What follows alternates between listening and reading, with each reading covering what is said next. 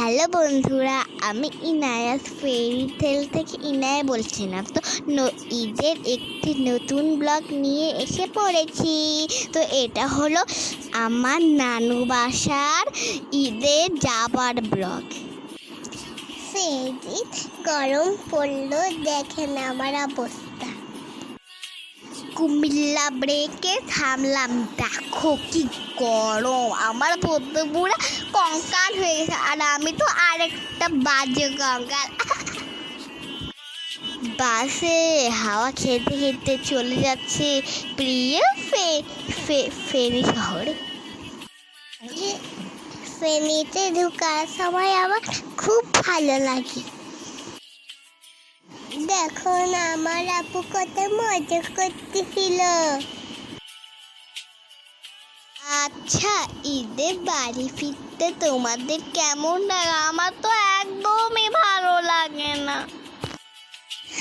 আরে মজা করছিলাম, তোমরা তো জানো আমার স্কুলে যে কত পড়া দে। তাই আমি আমার নানু দাদু বাড়ি খুব বেড়াতেই পারি না বন্ধুরা।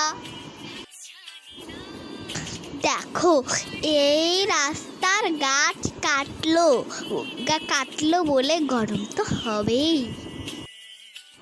ওফো, আমার নানু বাসা যাওয়ার রাস্তাটা এত ভাঙা চূড়া।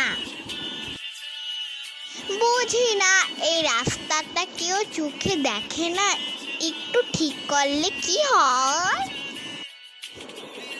আমার কোমরে ব্যথা হয়ে গেছিল, এত ভাঙা রাস্তা। কিন্তু ভালোই লাগছিল নানুর বাসায় যাওয়া। আমার তো ঘুরতে যেতে অনেক ভালো লাগে। এত সুন্দর বাড়ি, সামনে ভাঙা রাস্তা। দেখো, আমরা কাছে খুশি নানুর বাসা যাব। আমি এখানে গান গাচ্ছিলাম। কথা বলতে বলতে চলে আসলাম নানু বাড়ির কাছাকাছি। আমার তো এরকম গ্রামের জমির রাস্তা দেখতে খুব ভালো লাগে। ঢাকাতে তো এসব দেখাই যায় না, তাই জন্য মনটা অনেক খারাপ হয়ে যায়। দেখো, গ্রামের বাড়িতে পুরো অসাধারণ অসাধারণ।